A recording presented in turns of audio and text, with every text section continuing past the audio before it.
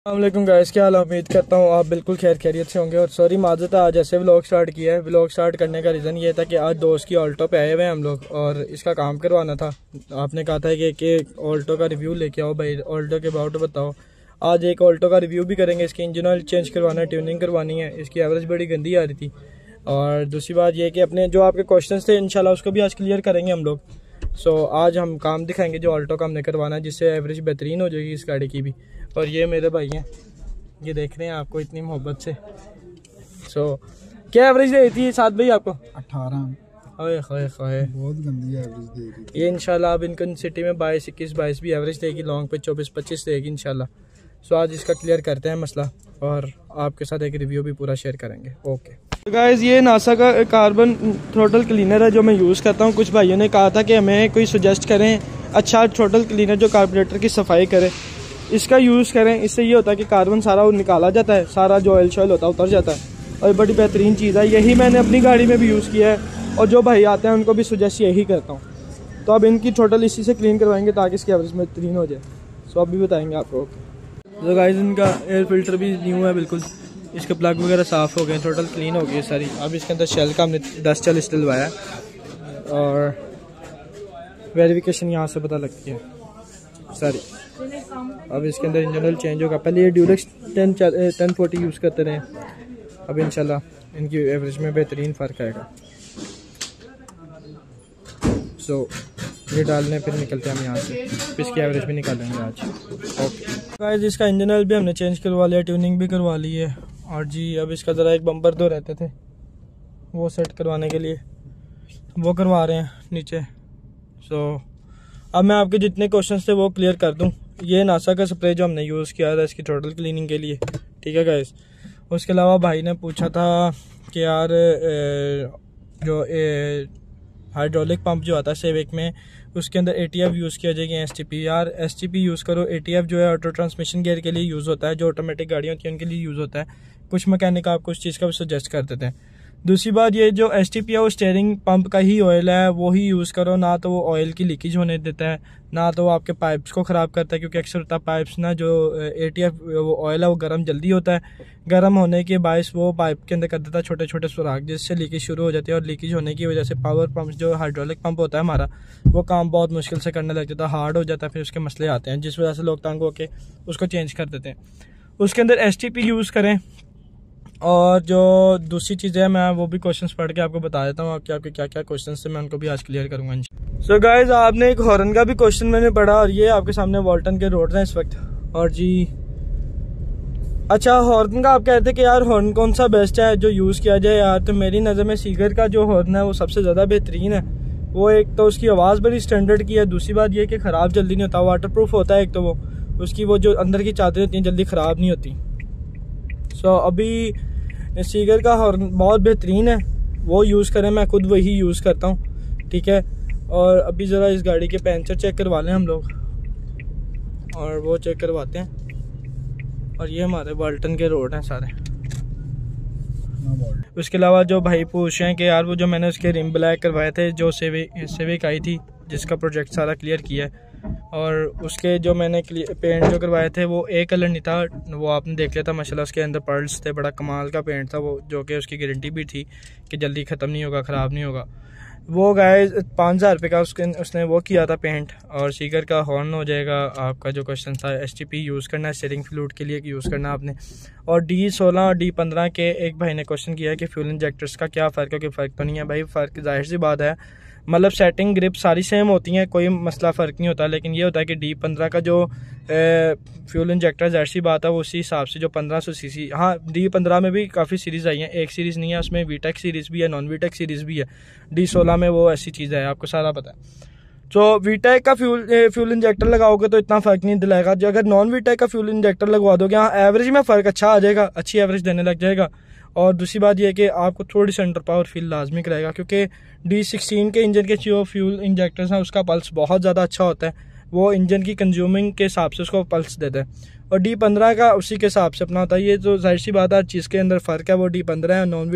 अब एक दो भाई का क्वेश्चन थे कि यार इसकी JDM SSC के लिए आप कौन सी मार्केट को यूज़ करते हैं, कोई वेबसाइट का लिंक। मैं आपको एक साफ बात बता दूं कि जितने बड़े ब्रांड हैं वो ब्रांड का नाम यूज़ करके बहुत महंगी चीज़ें बेचते हैं, ठीक है। और मैं जाता हूँ, एक ही मैंने शॉप रखी हुई है, जो जानने वाले हैं उनसे बड़ा एक रीज़नेबल प्राइस में मैं ले लेता हूँ उनसे चीज़ें, और मैंने उनको जज भी किया है, दूसरी मार्केट से रिलेट भी किया है। इंशाल्लाह इस पर मैं डिटेल एक व्लॉग बनाऊंगा पूरा, जिसमें मैं आपको उधर का भी रेट लेके दिखाऊंगा और दूसरी दुकान का जो है ब्रांड, जैसे साइकिल मोटर है, ये चौधरी ऑटो स्टोर है, इन लोगों की जाके मैं प्रोडक्ट्स की आपको प्राइस बताऊंगा। इनके अंदर बहुत फ़र्क आएगा इंशाल्लाह, मुझे इतना पता है क्योंकि मैंने बड़ा एक्सपीरियंस किया है इनको। सो मैं ज़्यादा इसका ना वो कंफर्मेशन वाला लिंक वगैरह नहीं दे सकता इस पर, क्योंकि भाई कुछ लोग ब्लाइंड ट्रस्ट रखते हैं, मैं उनको नहीं ख़राब कर सकता। मैं जो रियलिटी है मैं उस पर रहता हूँ। और मैंने एक दो शॉप रखी हुई है जो लोकली शॉप है, लेकिन सामान उनका अच्छा होता है, उनसे मैं ले लेता हूँ। ब्रांड वाला सीन नहीं होता उसमें, ये होता है कि रेट का बहुत ज़मीन आसमान का डिफरेंस होता है। सो रिसेंटली मैंने अपनी जो गाड़ी की LED इंस्टॉल करवानी थी, मैंने उसी वॉट की जो LED थी वो मैंने मार्केट से पता की थी, 550 वॉट की। शायद आप भी पता करके देख लीजिएगा। वो आपको एक पेयर जो होगा वो कम से कम 14 से 15 हज़ार रुपये का मिलेगा। और जी फिर जाके कहीं लाइट, और उनके कंफर्मेशन भी नहीं होती, कुछ लोग कह देते हैं और ऑन द स्पॉट नज़र भी आती है। आहिस्ता टाइम टेकिंग के साथ साथ ना वो चीज़ कम हो जाती है LED। सो मैंने जिस बंदे से लिया भाई, उसने एक तो पूरे 550 वॉट की एग्जैक्ट दिया है। मैंने थर्मामीटर के साथ, जो मीटर होता है इनके साथ लगा के एंगेज चेक करते हैं कि कितना वॉट आ रहा है कितना नहीं, उस पर भी लिटरली चेक किया है, एक दो बार चेक कर लिया, इलेक्ट्रिशियन से चेक करवाई है, वो अभी तक करंटली 550 वॉट पूरा दे रही है। सो इधर से बंदे का ट्रस्ट बिल्ट होता है, और ट्रस्ट जब बिल्ट हो जाता है ना तो बंदा भी टेंशन फ्री हो जाता है, उसी दुकान से लेता है। सो LED मैं इसमें जैसे बता रहा था कि जो ज़मीन आसमान का फ़र्क ये है कि भाई कि आप ना लोकली शॉप से ले लो, मैं आपको उसका लिंक शिंक भी दे दूंगा, और आप उन्हें उधर से परचेस करनी तो कर लेना, आपको ज़मीन आसमान का रेट फ़र्क नज़र आएगा इंशाल्लाह आपको। और भाई एक और क्वेश्चन था कि भाई EPS करवाना है तो क्या उसका खर्चा वगैरह। देखो, अच्छा EPS लगवाना, अच्छे इलेक्ट्रिशियन से वायरिंग करवाना, इसका तकरीबन जो कॉस्ट आती है 35 से 40 हज़ार आ जाती है, ठीक है। 40 से 45 भी हो सकती है, 35-40 वैसे नॉर्मली मैं बता रहा हूँ जो अच्छा EPS है, जिसमें आपको मसला नहीं होता 2-3 साल। और EPS मेरी नज़र में भाई करवा लो, अच्छी बात है, लेकिन मैं ये कहता हूँ कि जो जेन्युइन चीज़ आई है ना, जो जेन्युइन हाइड्रोलिक, अगर वो आपको बिल्कुल 10/10 है ना, तो वो EPS से भी ज़्यादा मज़े की चीज़ है। उसमें कोई बड़ा मसला नहीं होता यार। देखो, एक दो ऑयल उसके लीक हो जाते हैं ज़्यादा से ज़्यादा, जो हम उसे करायत करने लग जाते हैं कि ऑयल लीक हो रहा है, 2500 रुपये के 2000 के उसका पाइप मिल जाता है, वो लोग और सेट हो जाता है। बाकी दूसरी बात ये कि हाँ, EPS भी अच्छी चीज़ है, ये नहीं कि नहीं है, लेकिन EPS का अल्लाह ना करे वायरिंग का कोई मसला निकला है, कहीं आप ऑन लॉन्ग रूट पे हो ना, तो अल्लाह ना करे कोई मसला निकला है ना, तो वो अजाब ही है जान को। हाइड्रोलिक का ये है, ऑयल डालो फिर ले जाओ जिधर मर्जी, उसका कोई मसला नहीं है, ठीक है। और EPS भी अच्छी चीज़ है, अगर आप करवा सकते हो तो करवा लो, नो इशू। मैं उस चीज़ का रिकमेंडेशन देता हूँ, क्योंकि मैंने एक दो लोगों को सजेस्ट किया, उन्होंने करवाया भी और बड़े खुश हैं। लेकिन मैं पर्सनली EPS पे नहीं अभी तक आया ना, मैंने एक बार गाड़ी पे करवाया था तो एक दो बार उसके इशू देखे थे, जिस वजह से मैं हाइड्रोलिक पे खुश हूँ, क्योंकि हाइड्रोलिक का ज़्यादा कोई मसला नहीं आता। या तो उसकी पाइप लीक होती है ज़्यादा से ज़्यादा, या उसका फ्लूइड कम हो जाता है, बस, और कुछ नहीं। दूसरी बात ये थी कि अब भाई कह रहे थे कि यार ये पावर स्टीयरिंग, ये जो साइड मिरर की मोटर्स होती हैं, ये लग जाएंगी मैनुअली। जी भाई बिल्कुल लग जाएंगी, बिल्कुल लगती हैं, आफ्टर मार्केट लगती है भाई चीज़। वो मेरे ख्याल से आपको 5 से 4,000-5,000 का खर्चा आएगा। आपकी दोनों ये साइड मिरर एक तो ऑटो रिट्रैक्टेबल हो जाएंगे और ऑटो कंट्रोल भी हो जाएंगे। उसके अलावा आपको मैंने हॉर्न के अबाउट भी बता दिया है, कार्बोरेटर क्लीनर भी बेस्ट सजेस्ट कर दिया है, ठीक है। और उसके अलावा आपको फ्यूल इंजेक्टर्स के अबाउट भी बता दिया, T15 और D16 के, ठीक है। उसके अलावा जो था इंजन ऑयल जो मैं यूज़ करता हूँ भाई, अभी तक मैंने किक्स G1 2050 यूज़ किया है, क्योंकि ये गाड़ियाँ जो सिविक हैं वो ओल्ड एज की गाड़ी हैं, उनमें मैं कहता हूँ 10-40 बहुत कम ही लोग डलवाते हैं, और 10-40 वही डलवाते हैं जिनका इंजन न्यू हो, ठीक है। क्योंकि 1 लाख प्लस हो जाती है गाड़ी, फिर वो गाड़ी को थोड़ा सा थिक ऑयल चाहिए होता है, फुल सिंथेटिक वाला सीन हो जाता है उसमें, जिस वजह से मैं 2050 और किक्स का G1 डलवाता हूँ, जिसमें गाड़ी की परफॉर्मेंस इतनी खूबसूरत आती है, इतनी अच्छी एवरेज रहती है, ना अंडर पावर फील कराती है, कोई ऐसा सीन नहीं होता, ठीक है। इंजन ऑयल का मैंने आपको बता दिया, इंजेक्टर्स का मैंने आपको बता दिया, हॉर्न्स मैंने आपको क्लियर कर दिए हैं, ठीक है। उसके अलावा जो ये मोटर्स हैं ये भी मैंने बता दिया, स्टीयरिंग पम्प का मैंने आपको बता दिया। अगर आपका अभी भी कोई अल्लाह ना करे कोई क्वेश्चन रहता है तो आप मुझसे क्लियर कर सकते हैं, पूछ लीजिएगा। और जो भाई कहते हैं कि यार मीटअप का सीन रखो, या ये रोड क्लियर होते हैं, इंशाल्लाह मीटअप रखेंगे। मैं दूसरे दोस्तों को भी लाऊंगा जिनके पास सेवे की ESC है सबके पास, उनको बुलाएंगे, इंशाल्लाह मीटअप करेंगे, अच्छा मज़ा आएगा, सुकून करेंगे, शुगल मेला लगाएंगे और अपने क्वेश्चन जो मसले होंगे वो क्लियर करेंगे।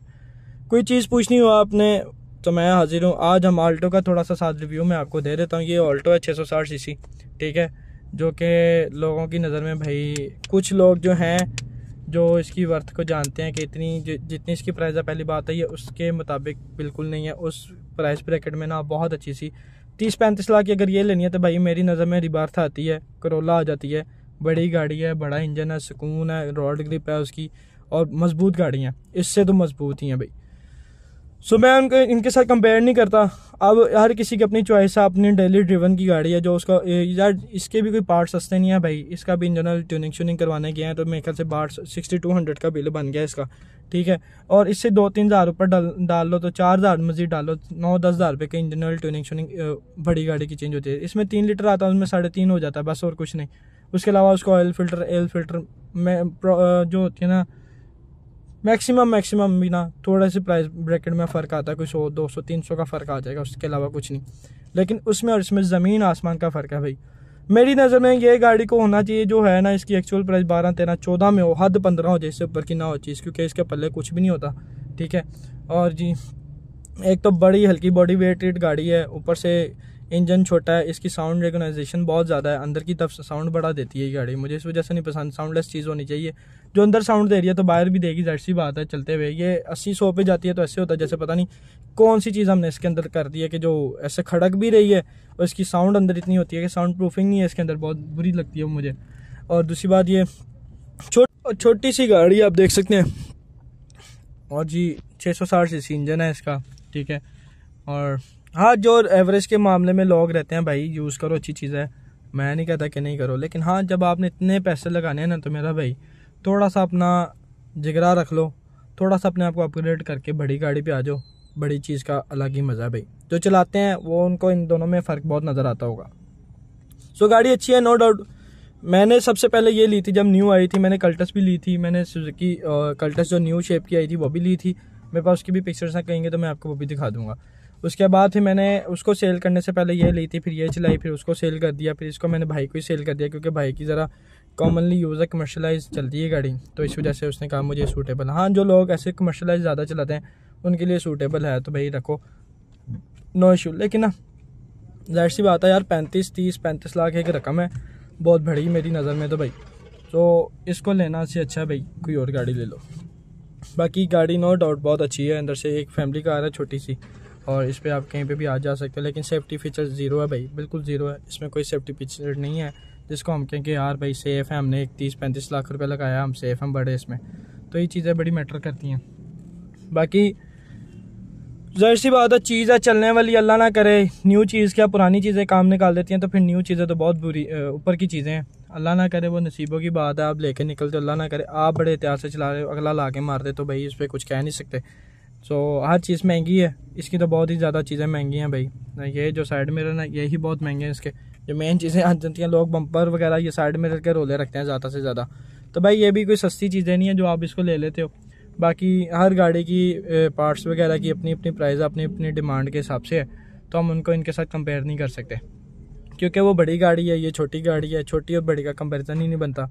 सो मैं इस वजह से इन गाड़ियों को कभी भी कंपेयर नहीं करता, आल्टो को बड़ी गाड़ियों के साथ, बड़ी गाड़ी को छोटी गाड़ियों के साथ। ये गाड़ी छोटी बनी है तो कि छोटी बनने के साथ उसका नाम जुड़ा हुआ है कि छोटी गाड़ी है भाई, जाहिर सी बात है डिग्गी कुछ नहीं है, बड़े टायर नहीं है, बड़ा रूम नहीं है इसका, हर चीज़ उसी के हिसाब से, बड़ा इंजन नहीं है, छोटा इंजन है, तो फिर हम इसको बड़ी के साथ कैसे कंपेयर कर लें। सो ये बेवकूफ़ी है, जहालत है कि हम इसको बड़ी गाड़ियों के साथ कंपेयर करें। हाँ, ओवरऑल छोटी गाड़ियों में अच्छी गाड़ी यही है मुझे फ़िलहाल जो नज़र आती है, मोडी में क्वालिटी में नहीं, एवरेज के हिसाब से। जापानीज़ गाड़ियाँ बहुत ऊपर की चीज़ें हैं, बहुत अच्छी गाड़ियाँ वो भी, लेकिन अल्लाह ना करे उनका कोई मसला निकला है, कंप्यूटर का कोई ऐसा रोला निकला है ना, तो पाकिस्तान में अभी तक बहुत कम लोग हैं जो क्लेम करते हैं। सो आज का व्लॉग इधर ही है, और इसके अलावा कुछ इसके अबाउट पूछना हो, डिटेल रिव्यू मांगोगे ना इसका, इंजन का, बॉडी का, टायर्स का, सस्पेंशन का, एसी हीटर का, सब कुछ वो भी मैं आपको दे दूँगा, ठीक है। और किसी चीज़ का पूछना हो आपका भाई हाजिर है। और आज का व्लॉग हम यहाँ पे करते हैं एंड, और आपके क्वेश्चन भी अल्हम्दुलिल्लाह क्लियर हो चुके होंगे। सो अभी कोई काम शाम हुआ जो बताने वाली बात हुई तो मैं वो लाजमी आपको डिस्कस कर लूँगा। ओवरऑल उम्मीद है कि मेरा व्लॉग यहाँ पे ख़त्म होगा आज का, ऑलरेडी बड़ा लंबा व्लॉग हो गया मेरे ख्याल से। सो आज के व्लॉग यहाँ पे एंड करते हैं, मिलते हैं नेक्स्ट व्लॉग में। और दुआ कीजिएगा गली बन जाए, मैं अपनी गाड़ी निकालूँ, उसकी छोटी मोटी मॉडिफिकेशन करनी है, फिर वो भी दिखाऊँगा और करेंगे इंशाल्लाह साथ साथ ही। और तब तक के लिए अपना ख्याल रखें, मिलते हैं नेक्स्ट ब्लॉग में।